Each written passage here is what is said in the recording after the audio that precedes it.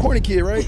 No, I did not say that. Misquoted for sure. We teased him all the damn time because his name was Michael Jordan. When you grow up black, Quoted for sure. We teased him all the damn time because his name was Michael Jordan. when you grow up black and alternative, you get fried. When I was growing crazy. up, I was a huge anime fan, and even though these days I fancy manga more, I remember at the height of my adoration for Japanese culture, I got made fun of by my basketball teammates, only for the same niggas to turn around and start fucking with it. That's the reality of non-conforming black. Bro, when I was growing up in school, bro, Pokemon was hated, Dragon Ball Z was hated, anime in general made you a weirdo. Like, bro, it's crazy.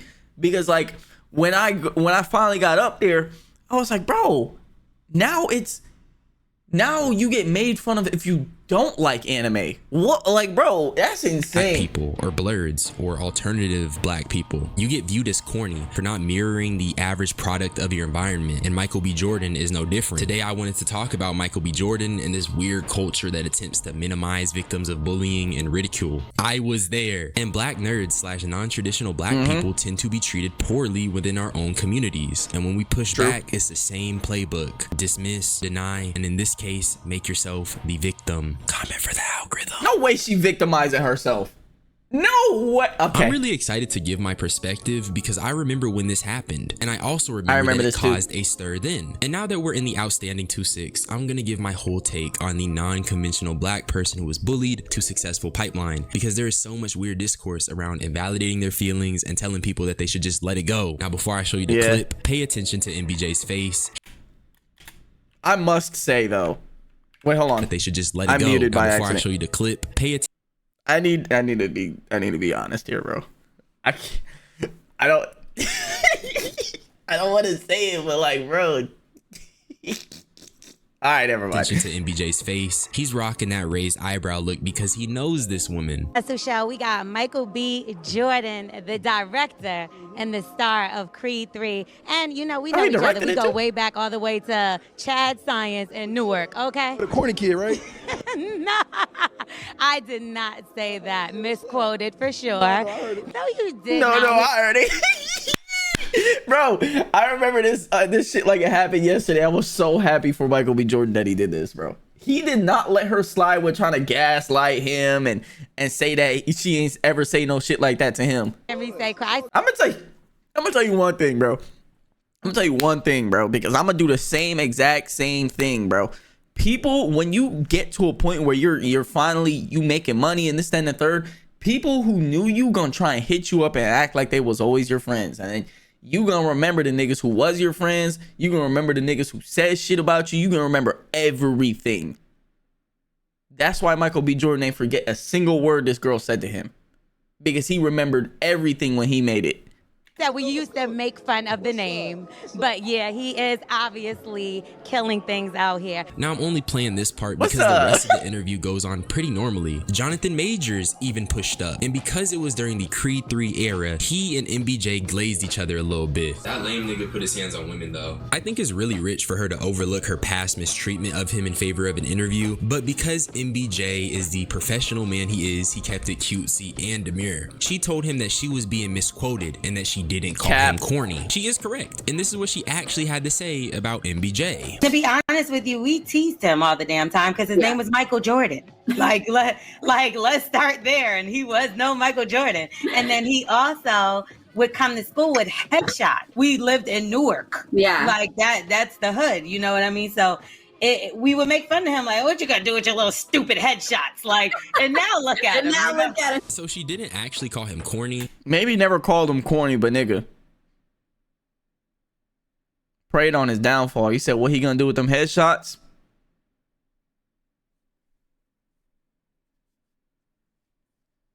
Oscar award winning artist or actor Michael B. Jordan. What he gonna do with them headshots? Oscar award winning Michael B. Jordan. That's what I thought. She instead teased him and mocked his dream because he walked around the school with headshots. That's way worse, bro. Then she tried to use the hood as justification. But gang, fuck that. MBJ was just another starry-eyed, non-conforming black kid who got ridiculed. And now that he attained some transcendent motion, the same hoe who was teasing him wants to interview him now? That's crazy. The same hoe? I love DH, I think bro. this is the same thing as ignorant non-black people who are racist and then grow to change. You can be ignorant, sure, but acting like that negates the harm it does is disingenuous. And yeah, Shorty probably seen it as nothing, but teasing is still pretty messed up, especially when the thing you're teasing.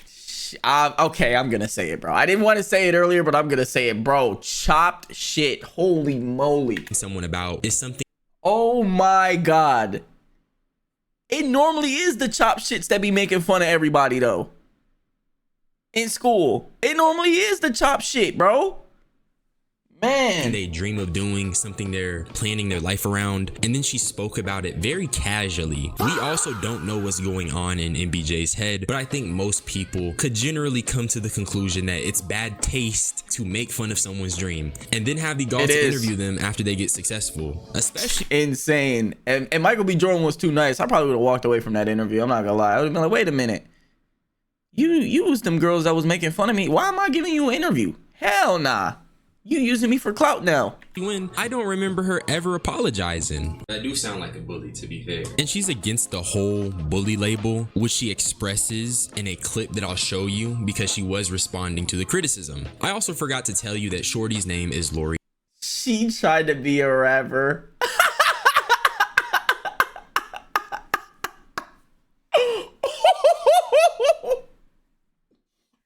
Yo, she made fun of Michael B. Jordan because the nigga wanted to be an actor, bro. And she turned into a rapper, bro. Come on, man. You can't make this shit up. Nigga, her name is L'Oreal? Like the makeup brand? L'Oreal Paris? Yo, and unfortunately for her, the criticism did go kind of far. But when you ridicule someone and brush it off, you kind of open yourself up to it. Just the bully narrative is crazy. And the things that people are saying to me, like they hope I get raped and killed. And okay, see, oh my God, bro. Why niggas always do that, bro? Why do niggas always go that far? I don't get it, bro. I don't get why niggas always have to go that far, bro. Yes, calling her out and ridiculing her, sure. Saying she deserves to be arred and killed is crazy. Popped in my head, so it's one last be in the world. Like, I just think, like, if you were upset because you thought I called him corny and those are the things that you're rebuttaling with, it's like the crime and the punishment, that if that's what you thought I said, it doesn't even match up. Like, how is that okay? The narrative is that I agree with her, actually. I agree with her. If you're mad at her for verbally bullying somebody, you verbally bullying her back, and in a worse way, to be honest with you, in a worse way, is not helping. It's not helping. definitely still pushed. I feel like I admitted exactly what I said. And then even those words got turned around. When I told the story, it was super lighthearted. It wasn't even in the sense of me breaking down the entire school experience. FYI, we went to school together for 1 year. So the narrative. So in 1 year, you bullied the new kid. So in 1 year, you bullied the new kid, bro. Nah, bro. Come on, man. Come on, man. You didn't even get to know this nigga and you bullied him. Bullied him all throughout high school. This was 7th grade. We were like 12 years old and everybody made fun of each other. Okay, so in this clip, she attempts to add more There's a difference between making fun of somebody and it's all jokes and you guys know it is, and then preying on somebody's downfall on their career. Context to the interaction, and even talks about some of the harsh words she's received. In this particular context, I do agree with L'Oreal. Despite what she did to MBJ, you shouldn't be sending Shorty threats. That's what I said. On the topic of how she treated him, I think there is a slight downplay here. I showed that other clip because she said they used to tease him all the time because of his name and because they were in the hood. So him walking around with headshots was free game. So even if this was a single year, and even if this was in 7th grade, L'Oreal's own words make it seem like she was low-key on his dick. And it low-key contradicts this downplaying tone. And that's what I was saying, bro. That's what I'm saying, bro. She knows what she's doing. She has in this video. And I ain't even trying to be repetitive, but when it comes to someone's dream, that's when the line is crossed. It's already hard enough to do non-conformative shit as a black person, because then you get the Oreo allegations, you get told you're acting white, you get told you're speaking white. I grew up speaking proper, niggas telling me I'm talking white. You try experimenting, you paint your nails, now you're gay. You have all these things that people are trying to place on you, all these things that your fellow black people are trying to say about you. You have your fellow black people quite literally putting restrictions and borders on your existence, because if you don't follow them, you are the subject of cruelty. This is not me saying L'Oreal is just an evil, cruel woman, by the way. I'm just saying how it is from the perspective of a non-conformative black person. You have people trying to force their frequencies onto you, and that makes breaking away hard enough. So MBJ walking around with his headshots was like an FU to conforming, essentially, which is huge. And I don't think L'Oreal understands that, even though to her it wasn't a big deal. To other people, it really be immense. Was that serious? And it's never that deep. Yeah. Because that man don't know you. Okay, these celebrities that y'all be fighting for, they don't know you. But look at the hypocrisy, right? They're mad at her for saying someone was corny in high school that she didn't even say, and then proceed to say things 1,000 times worse than what she said. 10,000 times worse. Yeah. It's crazy. That doesn't even make sense. And you didn't even say it, and no one has ever said, hey, our bad, we went back and heard the audio. You didn't say it, it was in your front office. I have a problem with this, and I'm gonna tell you what it is. You see how they're climbing for an apology? Nobody said our bad, you didn't say this. Okay, what about your apology to Michael B. Jordan? You never apologized to him after teasing him and bullying him after that whole year? Never apologized, but you want to walk up to him and get an interview and still don't say sorry at all? Yeah, nasty. Oh no, people came up to me and was like, "Oh, you know, my fault." But the disrespect was way louder than the apology. I didn't eat. So wouldn't you say your disrespect to Michael B. Jordan was louder than your apology that you never did? Or am I tripping? Even one of my homeboys reached out to me like, "Oh, Michael said his bad, yo. It was a article he read. He thought you said it." But you went on all these other publications. Not only that, I have a nationally syndicated morning show. Yeah. Come have a seat and talk about it. I think this audio is worse than... Oh my God, bro.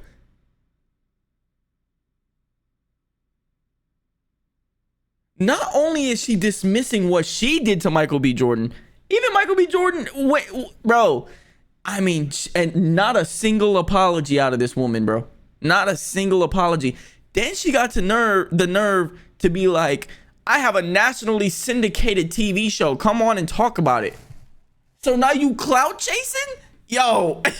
Yeah. Just calling him corny. L'Oreal admitted to teasing him and making fun of him for walking around with the headshots. So even if Michael was wrong about the corny comment, she was still being weird. Truthfully though. See, that's the problem, because they're sticking on that corny thing. Michael B. Jordan apologized because he was like, oh, you never called me corny. I'm sorry about that. But he's not apologizing for saying that you said shit to him. He's not apologizing for you bullying him. Oh, I do feel for her. That. I know the internet hate trains are no joke. I don't know if y'all remember, but Jadeon had his fans hate raid me back when I was still in school. So I do get it. The difference in those two scenarios is that L'Oreal actually did tease him, and there's audio proof of her admitting to doing this. Corny becomes a cop-out for the real teasing that she admitted to. Exactly. That's what I'm saying. They're stuck on it. It's like a buzzword for them. They're like, oh, I never call him corny. So why would I apologize for that? Because I never said that. So he said one word wrong, and that negates the whole teasing that you did to him, the whole bullying of that 1 year. It's just gone because he said corny instead of what you actually said. Can't focus all your energy on that single word that you never said, when the reality is that you did actually tease this man, and you also tried to get some content out of him post motion. So with that being said, as a non-conforming black yo, DH, see, this is why I love DH videos, because we be on the same wavelength. That's what I said. You want to talk about something? I got a nationally syndicated TV show. I'm not going on that shit. No. Me and myself, I relate to the experience of ridicule. I'm not giving you no free press. Could you imagine? Her TV show got low ratings, right? It's still on the air because it has enough ratings to stay on the air. And then next thing you know, she has an episode, the Michael B. Jordan interview. The highest viewed episode on her show ever. Fuck no. When times change, we for surely got done dirt. Niggas fried us, niggas ridiculed us, and people try to act like it's because non-conforming black people did weird things. That is very disingenuous. Yep. But not just disingenuous, it's heartless. It takes a certain lack of empathy to dismiss someone's experience and oftentimes trauma. I don't think L'Oreal is a bad person, but I think the hate train she received is probably why she's taken such a defensive stance, and she probably feels like MBJ contributed by not publicly coming out. But honestly, dude, my sympathy is limited only because she wants to act like she wasn't on video talking about teasing him. But that's really all I had to say. Subscribe for more unsolicited opinions. I love you all. Y'all need to be blessed. I'm gonna get up out of here. Bye bye. WDH, bruh. WDH. WDH.